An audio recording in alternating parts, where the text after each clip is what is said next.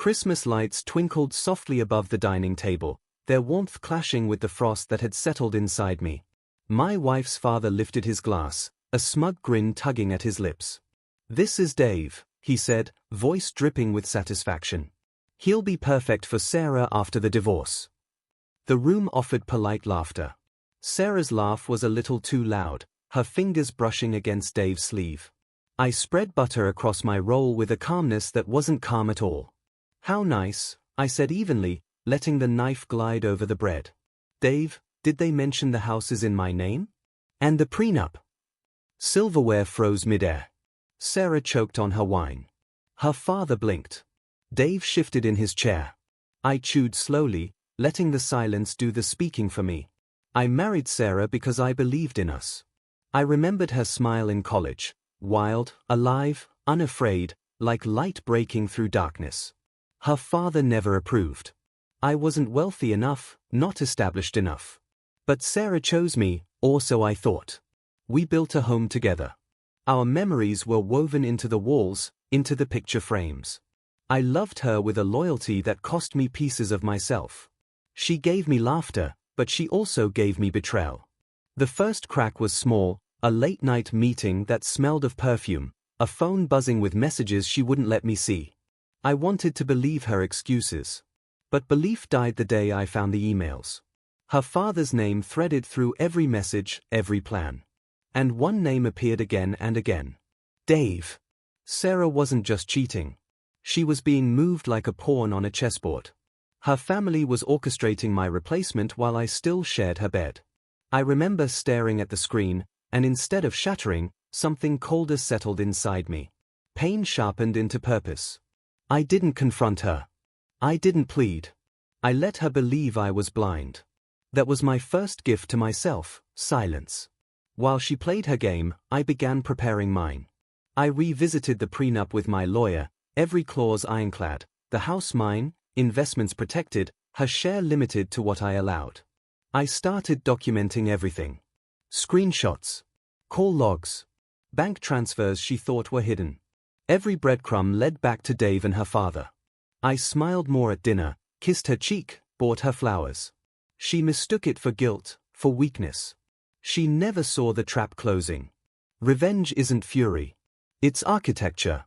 Every beam measured, every nail precise.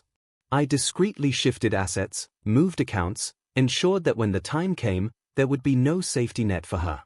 I encouraged her spending, designer clothes, girls' trips, indulgence. Comfortable.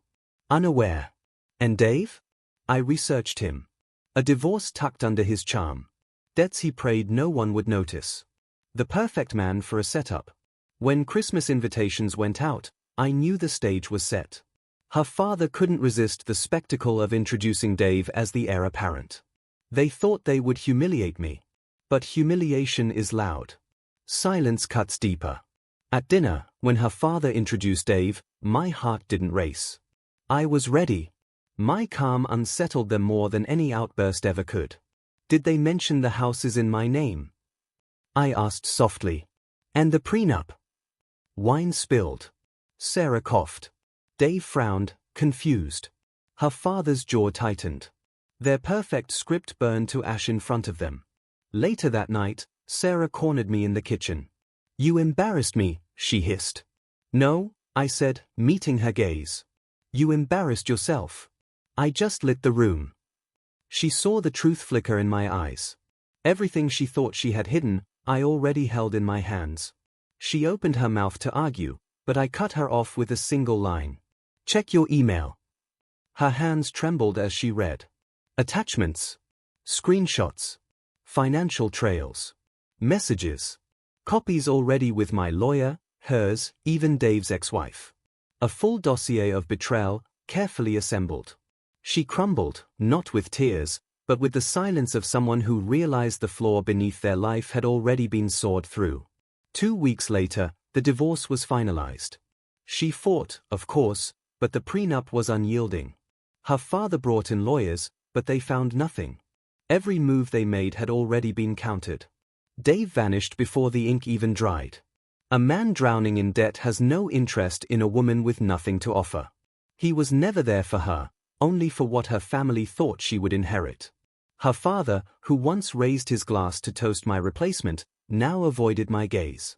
For the first time, he had nothing to say. The house is quiet now.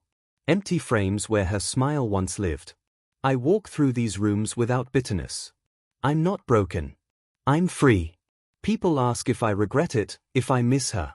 Regret is for those who don't act. I acted. I saw betrayal not as an ending, but as a blueprint. That Christmas dinner, they thought they were burying me. But I wasn't the corpse. I was the coffin. And when I buttered that roll, calm as winter, I already knew the truth. They never saw the blade until it was too late.